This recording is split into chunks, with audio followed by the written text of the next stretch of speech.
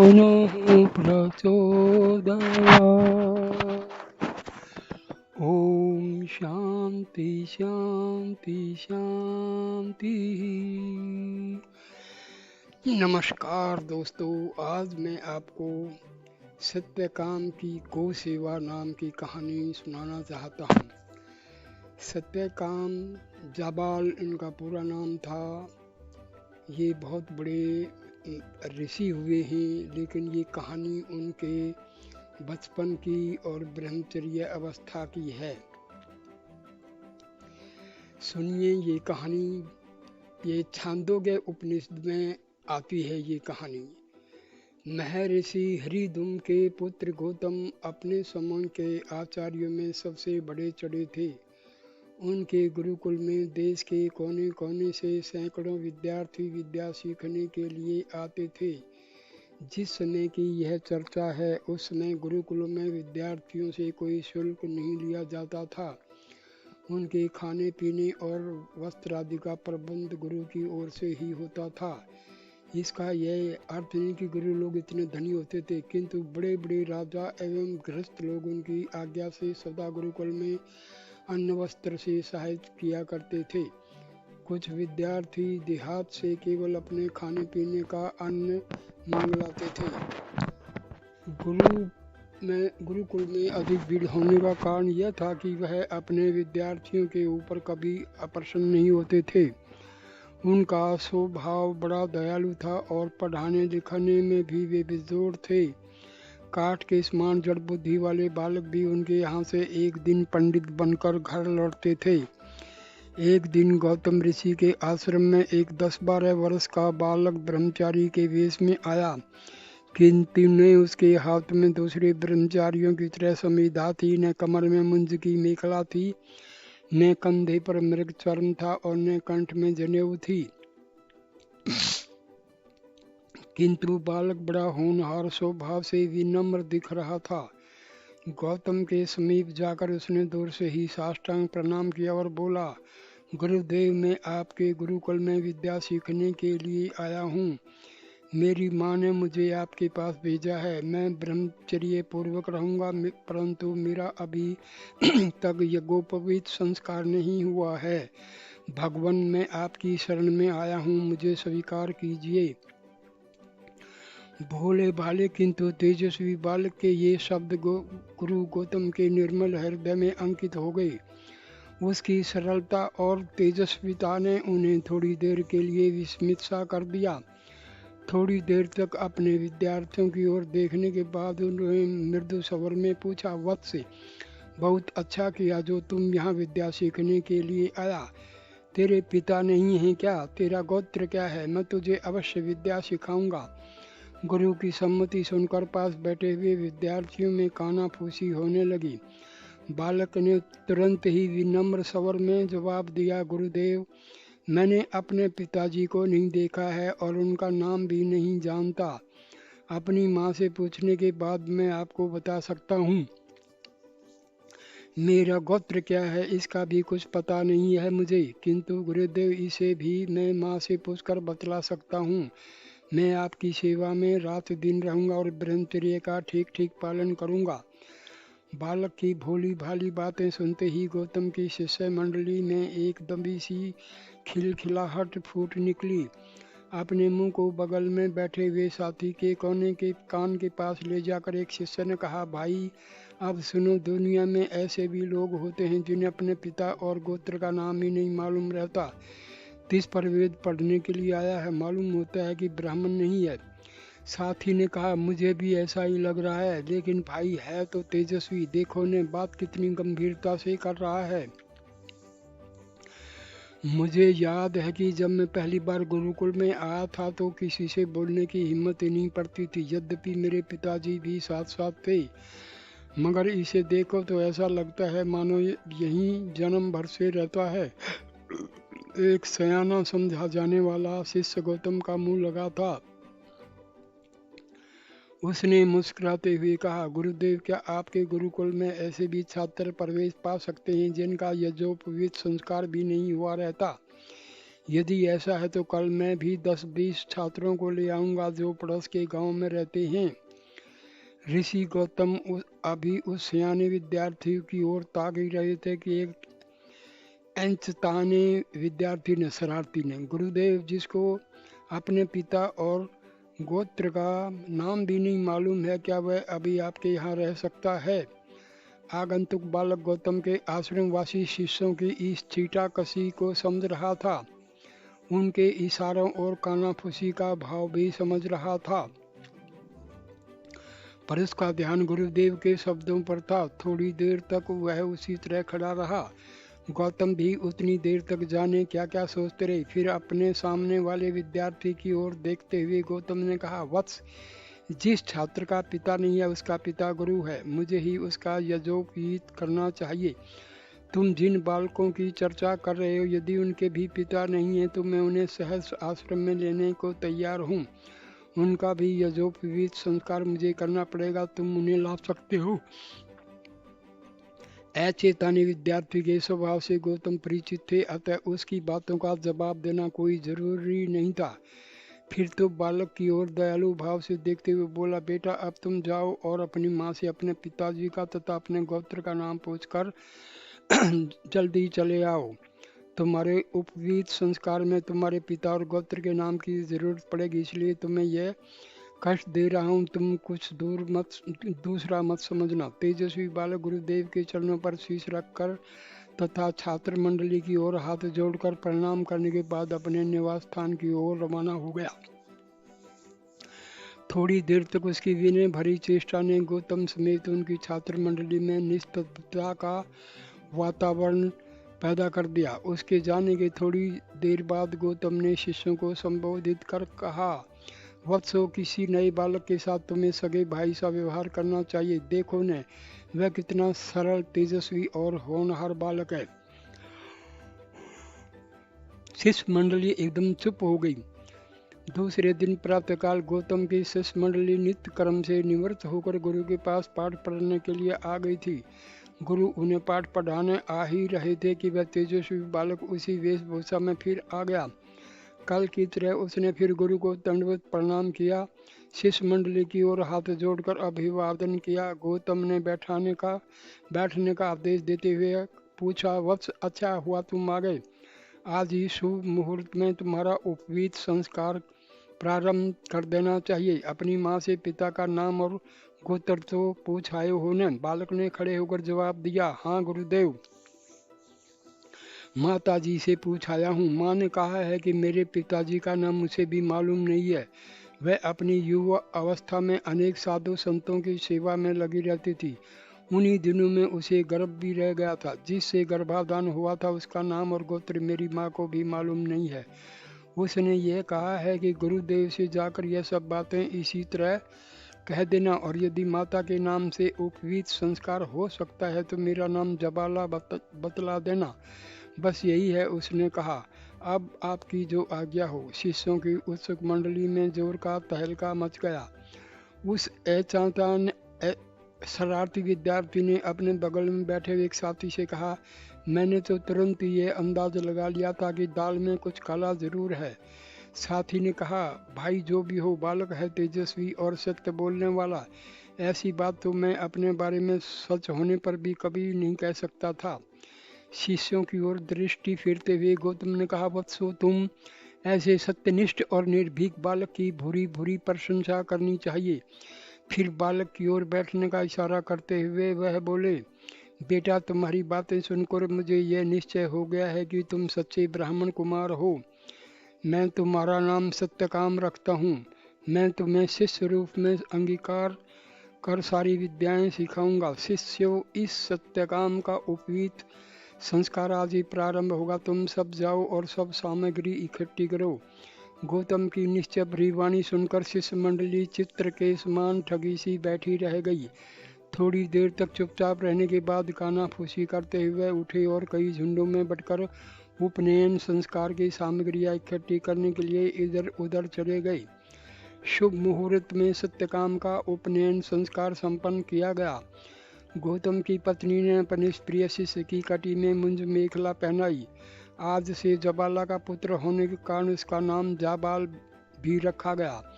इस तरह सत्यकाम जाबाल नाम से वह गौतम के गुरुकुल में विख्यात हुआ। यद्यपि बहुतेरे छात्र उसके प्रति गौतम का अटूट स्नेह देखकर मन ही मन जलते थे, पर उसकी विनीत वाणी और विनम्र स्वभाव से मुख पर कुछ कहने का साहस उनमें नहीं होता था।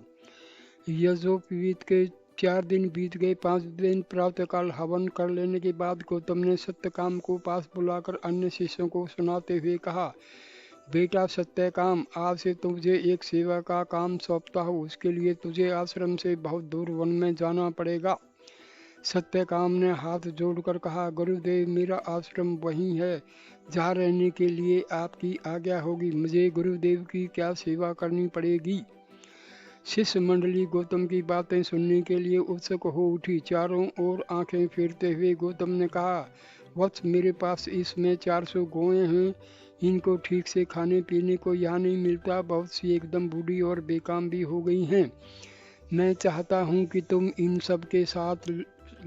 सबको साथ लेकर सुदूर वन में चले जाओ और वहीं रहकर चराओ। जिस दिन इनकी संख्या 400 से बढ़कर 1 सहस्र की हो जाए, उसी दिन लौटकर आने पर तुम्हारा स्वागत किया जाएगा। बोलो, तुम्हें स्वीकार है न?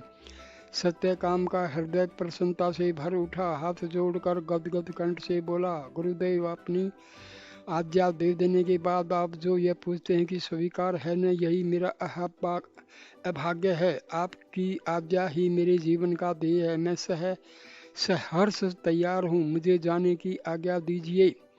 शिष्य मंडली में से एक भावुक छात्र ने कहा, गुरुजी, यह छोटा बालक बेचारा अकेले 400 गांवों की रखवाली कैसे कर पाएगा? 2-1 सहायक इसके साथ और भी कर दीजिए। सत्यकाम ने कहा, भाई, मुझे सहायकों की जरूरत नहीं है। गुरुदेव की आज्ञा ही मेरी सहायक है। पहले गाय चराने वाले एक शिष्य ने अपने उस साथी से, जो सहायक की बात कर रहा था, कान में कहा, अजी जाने भी दो, मंद बुद्धि मर जाएगा। इतनी गौं को संभालना आसान काम नहीं है। अभी इसको कभी का अनुभव नहीं है कि गुरुजी की गौएं कितना परेशान करती हैं। दूसरे साथी ने कहा, भाई सत्यकाम, यहाँ तो कह ले रहे हो, मगर वहाँ जब जंगली पशु गौओं के ऊपर टूटेंगे तो तुम अकेले क्या कर सकोगे? सत्यकाम ने कहा, गुरुदेव का आशीर्वाद उन हिंसक जंगली पशुओं को भी मारकर भगा देगा। मुझे उनका तनिक भी भय नहीं है। गौतम की शिष्य मंडली के सब विद्यार्थी एक दूसरे का मुंह ताकने लगे। किसी में अब इतनी ताब नहीं रही जो सत्यकाम का परिहास कर सकता। गौतम ने उसका सिर सहलाते हुए कहा, बेटा, तेरा साहस और उत्साह की जितनी प्रशंसा की जाए थोड़ी है। तुझे संसार में कोई भी कठिन काम नहीं होगा। हिमालय का दुर्गम शिखर और अतल समुद्र की भीषण लहरें भी तुम्हारे मार्ग में बाधा नहीं डाल सकती। वन्य हिंसक पशुओं की क्या शक्ति है? सभी लोग चुप थे। गौतम ने छाती से लगाकर सत्यकाम को आशीर्वाद दिया। वह गौओं के साथ वन में जाने के लिए तैयार हो गया। गुरुदेव के चरणों की धूल को ललाट में लगाकर उसने शिष्य मंडली का अभिवादन किया। सब लोग ताकते रह गए। तेजस्वी सत्यकाम ने गौशाला की ओर जाते हुए गुरुपत्नी को भी प्रणाम किया और विधिवत आशीर्वाद ग्रहण कर जंगल की ओर प्रस्थान किया। उसके हृदय में एक लाठी थी, कंधे पर मृग चर्म तथा कमंडल और पीठ पर गुरुपत्नी के देवे पद के कुछ उपहारों की गठरी जो लटक रही थी, उसके साथ चल रही थी 400 दुर्बल गायें। गौओं को साथ लेकर सत्यकाम ने ऐसे सुंदर वन का मार्ग पकड़ा जिसमें गौओं के लिए चारा, जल और छाया की अनेक सुविधाएं थी। कभी वह आगे आगे चलता, कभी पीछे पीछे, किसी गाय की पीठ पर थपकियां देता, किसी का मुख चूमता। छोटे छोटे बछड़ों के साथ उसका भाई जैसा स्नेह हो गया। मार्ग में जिधर वह चलता उसी ओर सारा का सारा झुंड उमड़ पड़ता था। इस प्रकार चलते चलते उस सुंदर सघन हरे भरे प्रदेश में वह पहुंच गया जिसकी लालसा में आश्रम से चला था। वहां पहुंचकर उसने देखा कि कोसों तक एक सपाट मैदान है जिसमें लंबी लंबी घासें उगी हुई हैं। सघन छायादार वृक्षों की कतारें हैं।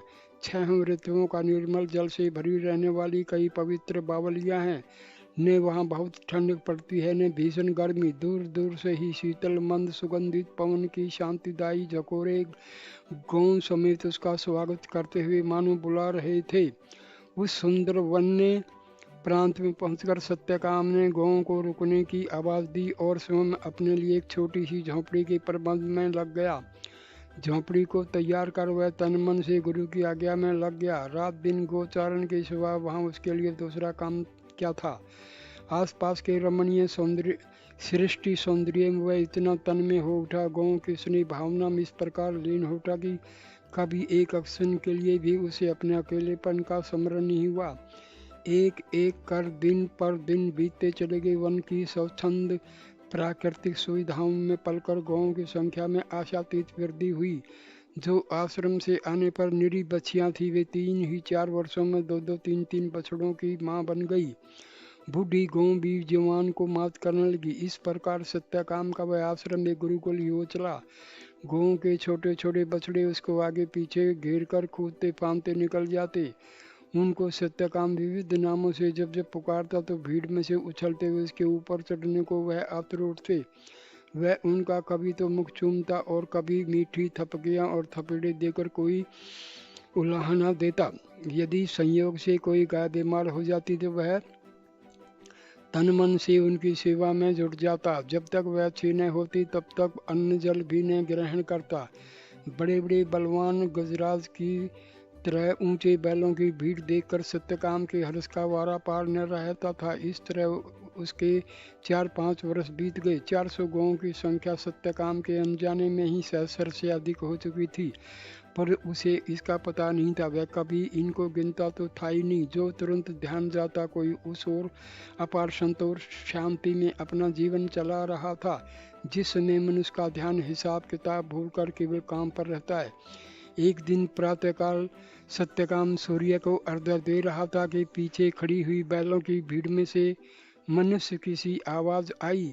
सत्यकाम सत्यकाम के लिए उस निर्जन वन में ऐसा मानव सवर 4-5 वर्षों से अपरिचित हो चला था। आवाज सुनते ही उसका ध्यान भट गया। पीछे देखा तो एक बलवान ऊंचा वृषभ आगे बढ़कर उसके ओर देख रहा था। सत्यकाम ने कहा, भगवान क्या आज्ञा है। वृषभ ने कहा, बैल सांड जिसको कहते हैं, वत्स अब हमारी संख्या सहस्र से ऊपर हो गई है। अब हमें आचार्य के पास ले चलो। अपनी अटूट सेवा से तुम ब्रह्म ज्ञान के अधिकारी बन चुके हो। मेरी ओर देखो, मैं तुम्हें ब्रह्म ज्ञान के एक पद का उपदेश कर रहा हूँ। सत्यकाम ने हाथ जोड़कर आदर पूर्वक कहा, भगवान आपके उपदेश को प्राप्त कर मेरा जीवन सफल हो जाएगा। वृषभ ने सत्यकाम को ब्रह्म ज्ञान के एक वंश का उपदेश देने के बाद कहा, वत्स इस अंश का नाम प्रकाशवान है। अगला उपदेश तुम्हें स्वयं अग्निदेव करेंगे। इतना कहने के बाद वृषभ का मानवीय सवर बंद हो गया और वह साधारण वृषभ की भांति भीड़ में जाकर जुकाली करने लगा। ब्रह्म ज्ञान के एक अंश को ग्रहण करने के बाद सत्यकाम का ललाट तेज की अधिकता से दीप्तिमान हो उठा। हृदय में शांति छा गई और मन एक अलौकिक शांति से भर गया। दूसरे दिन प्रातःकाल गौओं को लेकर गुरुकुल की ओर जब रवाना होने लगा तब वहाँ के पशु पक्षी तथा लता गुल्म तक उदास हो गए। रास्ते में उसने पहली रात बिताने के ख्याल से सूर्यास्त के समय एक सुरम्य प्रदेश में डेरा डाल दिया और गौओं के शांतिपूर्वक बैठ जाने के बाद अग्नि में हवन करने बैठ गया। पहली आहुति डालते ही यज्ञाग्नि की ज्वाला से अग्नि नारायण प्रकट हुए और बोले, वत्स सत्यकाम। सत्यकाम ने हाथ जोड़कर गद स्वर में कहा, भगवान क्या आज्ञा है। अग्नि नारायण ने कहा, सौम्य तुम ब्रह्म ज्ञान के पूर्ण अधिकारी हो चुके हो। मैं तुम्हें ब्रह्म ज्ञान के द्वितीय पाद का उपदेश करूंगा। इसका नाम है अनंतवान। अगला उपदेश तुम्हें हंस करेगा। सत्यकाम ने कहा, भगवान आपके उपदेश से मेरा जीवन धन्य हो जाएगा। अग्नि नारायण सत्यकाम को ब्रह्म ज्ञान के द्वितीय अंश का उपदेश कर वहीं अंतर्हित हो गई। सत्यकाम की लौकिक कामनाएं अग्नि नारायण के उपदेश से विलीन हो गई। रात भर वह उसी उपदेश का मनन करता रहा। दूसरे दिन प्रातःकाल होते ही गौओं को साथ लेकर वह आगे बढ़ा और संध्या समय एक सुंदर सरोवर के सुरम्य तट पर ठहर गया। गौओं के लिए निवास की व्यवस्था करने के बाद वह पिछले दिन की तरह यज्ञाग्नि को जलाकर साधना में लीन हो गया। इतने में ही पूर्व दिशा से एक सुंदर हंस ऊपर से उड़ता हुआ आया और सत्यकाम के समीप बैठकर बोला, सत्यकाम। सत्यकाम की समाधि भंग हुई। हाथ जोड़कर गदगद स्वर में विनीत भाव से वह बोला, भगवान क्या आज्ञा है? हंस ने पंख को फड़फड़ाते हुए कहा, वत्स सत्यकाम, तुम्हारी साधना से प्रसन्न होकर मैं तुम्हें ब्रह्म ज्ञान के तृतीय पाद का उपदेश करने के लिए आया हूँ। इसका नाम ज्योतिष्मान है। इसके बाद का उपदेश तुम्हें एक जल कुक्कुट करेगा। सत्यकाम धन्य हो गया, बोला, भगवान आपके उपदेश रूपी अमृत को पान कर मेरी जीवन बाधा टूट जाएगी। हंस सत्यकाम को ब्रह्म ज्ञान के ज्योतिष्मान अंश का उपदेश कर वहीं अंतर ध्यान हो गया। सत्यकाम अब सचमुच ज्योतिष्मान हो गया।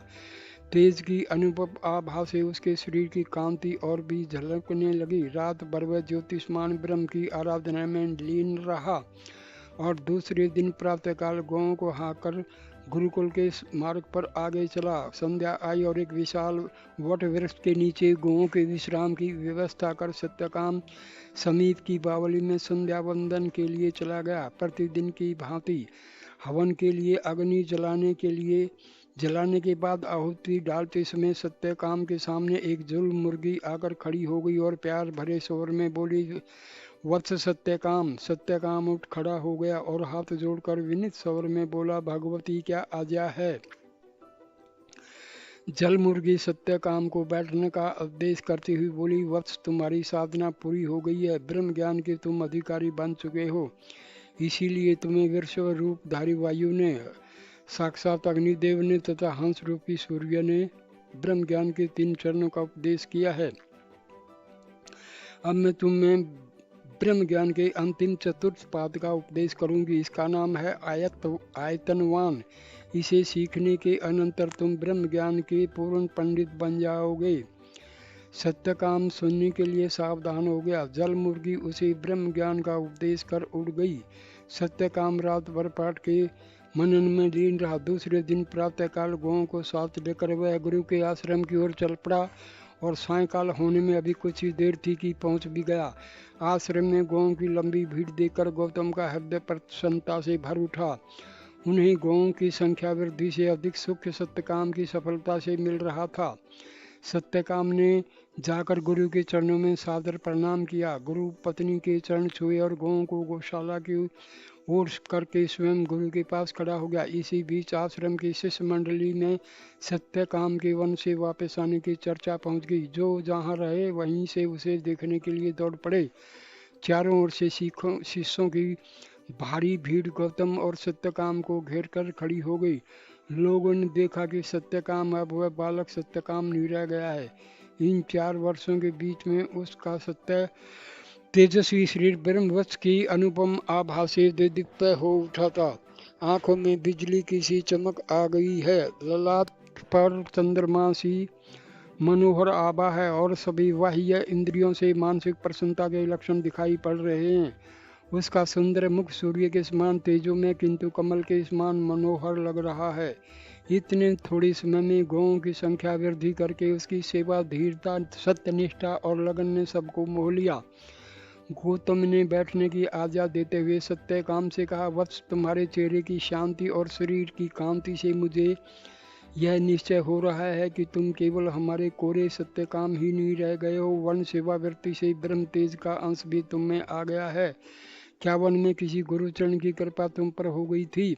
सत्यकाम ने कहा, गुरुदेव, मुझे मार्ग में ऐसे 4 दिव्य प्राणियों ने ब्रह्म ज्ञान का उपदेश किया है जो आपकी ही भांति में से एक से बढ़कर एक तेजस्वी मालूम पड़ते थे। गुरु के पूछने पर सत्यकाम ने मार्ग की सारी बातें गौतम को बतला दी। गौतम ने सम्मान भरे स्वर में कहा, वत्स तुम्हारी सत्य की साधना ने ही तुम्हें आज सफलता के द्वार पर ला पहुंचाया है। तुम धन्य हो।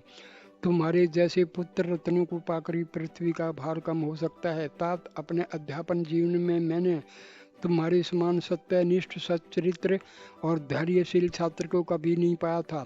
तुम्हारी सेवा भावना और ज्ञान की प्यास की जितनी प्रशंसा की जाए थोड़ी है। सत्यकाम गुरु गौतम के अमृतवर्षी प्रशंसनात्मक वाक्यों को सुनकर कृतज्ञता के बोझ से दबने लगा।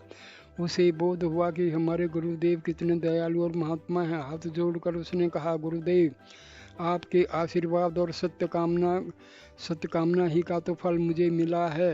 अन्यथा मेरी योग्यता ही क्या है। आप जैसे गुरु के समीप रहकर यदि मैंने कुछ सीख लिया है तो उसमें मेरा क्या है। ब्रह्म ज्ञान के चारों अंशों का उपदेश यद्यपि मैंने भली भांति ग्रहण कर लिया, पर आपकी दी हुई विद्या से ही उसकी सफलता मुझे मिलेगी। मैं चाहता हूँ कि आप मुझे उनका पुण्य यथेष्ट उपदेश कीजिएगा। आपके उपदेश के बिना मुझे पूर्ण शांति नहीं मिल रही है। इस प्रकार विनीत सत्यकाम के अनुरोध पर गौतम ने उससे कहा, वत्स, ब्रह्म विद्या का जितना उपदेश तुमने प्राप्त किया है वही उसका परम तत्व है। अब तुम्हारे लिए इस चराचर जगत में कोई भी वस्तु अज्ञेय नहीं है। इस समय तुम्हारी गौ सेवा का महान पुण्य है, उसके प्रसाद से ही तुम्हें यह सिद्धि प्राप्त हुई है। सत्यकाम ने गुरु के चरणों पर मस्तक रख कर गदगद स्वर में कहा कि किंतु गुरुदेव, उस गौ सेवा का अवसर देने वाली तो आपकी महान कृपा ही है ना। ओम जय ओम ओम ओम ओम। दोस्तों, ये कहानी यहीं पर समाप्त होती है और मैं जो है इसमें जो 4 ब्रह्म के उपदेश दिए हैं इनके बारे में अलग से आपको दूसरे किसी वीडियो में बताऊंगा। तो आप इस वीडियो को लाइक करना, कमेंट करना, शेयर करना और मेरे चैनल को सब्सक्राइब करना। नमस्ते नमस्ते नमस्ते नमस्ते नमस्ते।